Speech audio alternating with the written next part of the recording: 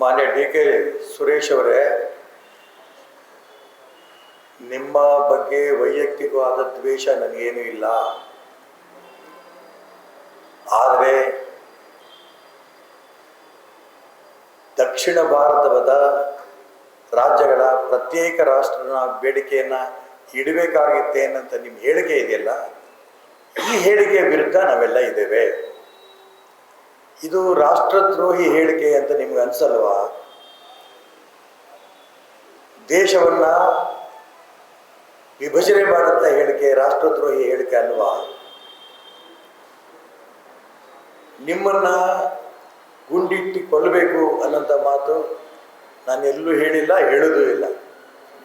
ಆದರೆ ನಿಮ್ಮಂತೆ ರಾಷ್ಟ್ರ ವಿಭಜನೆ ಮಾಡಂತ ಹೇಳಿಕೆ ಕೊಡುವಂಥ ದೇಶದ್ರೋಹಿಗಳಿಗೆ ಗುಂಡಿಕ್ಕಿ ಕೊಲ್ಲಬೇಕು ಅನ್ನೋಂಥ ಕಾನೂನು ತಗೊಂಬನ್ನಿ ಅಂತ ಪ್ರಾರ್ಥನೆ ಈ ದೇಶದ ಪ್ರಧಾನಮಂತ್ರಿ ನರೇಂದ್ರ ಮೋದಿಯವರಿಗೆ ನಾನು ಮಾಡಿರೋದು ಹೌದು. ಅನೇಕರು ಹೇಳಿಕೊಂಡು ಹೇಳಿಕೆಯನ್ನು ನಾನು ಹಂಗೆ ಹೇಳಿಲ್ಲ ಅಂತ ವಾಪಸ್ ಹೋಗ್ತಾರೆ. ನನ್ನ ಜಾವಿಮಾನದಲ್ಲೇ ನಾನು ವಾಪಸ್ ಹೋಗಲ್ಲ. ಕಾಂಗ್ರೆಸ್ಸಿಗರು ಡಿ.ಕೆ. ಸುರೇಶ್ ಮೇಲಿರುವಂಥ ಭಯವನ್ನು ಬಿಟ್ಟು, ಡಿ.ಕೆ. ಸುರೇಶ್ ಮತ್ತು ಡಿ.ಕೆ. ಶಿವಕುಮಾರ್ ಮೇಲಿರುವಂಥ ಭಯವನ್ನು ಬಿಟ್ಟು ಅವ್ರು ಕೊಟ್ಟಿರೋಂಥ ಹೇಳಿಕೆ ಇದೆಯಲ್ಲ, ಅದನ್ನು ನಿಮ್ಮ ಮನಸ್ಸು ಒಪ್ಪತ್ತ ನೀವು ಯೋಚನೆ ಮಾಡಿ. ಇವತ್ತು ಅಧಿಕಾರ ಬೇಕು ಅನ್ನೋ ಒಂದೇ ಕಾರಣಕ್ಕೆ ಡಿ.ಕೆ. ಸುರೇಶ್ ಅವರು ಏನು ಹೇಳಿಕೆ ಕೊಟ್ಟಿದ್ದಾರೆ ಅದನ್ನು ತಿರ್ಚಂತ ಪ್ರಯತ್ನ ಮಾಡ್ತಿದ್ದೀರಿ. ನನಗೇನು ತೊಂದರೆ ಇಲ್ಲ. ವೈಯಕ್ತಿಕವಾಗಿ ನನಗೂ ಡಿ.ಕೆ. ಸುರೇಶ್ ಅವ್ರಿಗೂ ಯಾವುದೇ ದ್ವೇಷ ಇಲ್ಲ. ಇಲ್ಲಿ ಬಂದಿರೋದು ರಾಷ್ಟ್ರಭಕ್ತಿ, ರಾಷ್ಟ್ರದ್ರೋಹ ಎರಡು ಅಂಶದ ಬಗ್ಗೆ ಇಲ್ಲಿ ಚರ್ಚೆ ಆಗ್ತಾ ಇದೆ. ಈ ದೇಶ ಒಂದು, ಕನ್ಯಾಕುಮಾರಿಯಿಂದ ಕಾಶ್ಮೀರ ತನಕ ಈ ದೇಶ ಒಂದು ಅನ್ನೋಂಥ ಅಂಶವನ್ನು ನರೇಂದ್ರ ಮೋದಿಯವರು ಕೂಡ ಲೋಕಸಭೆಯಲ್ಲಿ ಹೇಳಿದ್ದಾರೆ, ಮಲ್ಲಿಕಾರ್ಜುನ್ ಖರ್ಗೆ ಅವರು ಕೂಡ ಲೋಕಸಭೆಯಲ್ಲಿ ಹೇಳಿದ್ದಾರೆ. ಆದರೆ ನೀವು ಡಿ.ಕೆ. ಸುರೇಶ್ ಅವರು ದಕ್ಷಿಣ ರಾಜ್ಯಗಳ ಎಲ್ಲ ಒಟ್ಟಿಗೆ ಸೇರಿಸಿ ಅನುದಾನದ ನೆಪದಲ್ಲಿ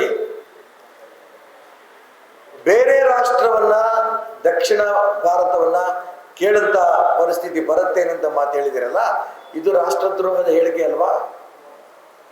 ಇದು ಹೌದು ಅಂತ ಅನಿಸಿದ್ರೆ ಸಿದ್ದರಾಮಯ್ಯನವರಿಗೆ, ಡಿ.ಕೆ. ಶಿವಕುಮಾರ್ ಅವ್ರಿಗೂ ಗಮನಿಸಿದ್ರೆ, ಅವ್ರಿಗೂ ಅನಿಸಿದ್ರೆ ಡಿ.ಕೆ. ಸುರೇಶ್ ಅವ್ರ ಮೇಲೆ FIR ಹಾಕಿ ಕ್ರಮ ತಗೊಳ್ಳಿ. ನನಗೆ ವೈಯಕ್ತಿಕವಾಗಿ ಮತ್ತೆ ಹೇಳ್ತೇನೆ, ಡಿ.ಕೆ. ಸುರೇಶ್ ಅವರನ್ನು ಕೊಲ್ಲಬೇಕು ಅನ್ನೋಂಥ ಮಾತು ನಾನು ಎಲ್ಲೂ ಹೇಳಿಲ್ಲ, ಹೇಳೋದು ಇಲ್ಲ. ಆದರೆ ರಾಷ್ಟ್ರದ್ರೋಹಿಗಳು ಈ ರೀತಿ ಹೇಳಿಕೆ ಕೊಟ್ಟು ದೇಶದ ವಿಭಜನೆ ಮಾಡೋಂಥ ಪ್ರಯತ್ನ ಮಾಡ್ತಾರಂಥ ಹೇಳಿಕೆಗಳ ಬಗ್ಗೆ ನನ್ನ ವಿರೋಧ ಇದೆ. ಇಂಥ ರಾಷ್ಟ್ರದ್ರೋಹಿಗಳ ಬಗ್ಗೆ, ಇಂಥ ಹೇಳಿಕೆ ಕೊಡಂಥ ವ್ಯಕ್ತಿಗಳ ಬಗ್ಗೆ ನರೇಂದ್ರ ಮೋದಿಯವರು, ದೇಶದ ಪ್ರಧಾನಮಂತ್ರಿಯವರು ಒಂದು ಕಾನೂನನ್ನು ತರಬೇಕು. ಅದರ ಮುಖಾಂತರ ಈ ರೀತಿ ದೇಶದ್ರೋಹಿ ಹೇಳಿಕೆ ಕೊಡುವಂಥವ್ರಿಗೆ ಗುಂಡಿಟ್ಟು ಕೊಲ್ಲಬೇಕು ಅನ್ನೋಂಥ ಕಾನೂನು ತರಬೇಕು ಅಂತ ನನ್ನ ಒತ್ತಾಯ ಇದೆ.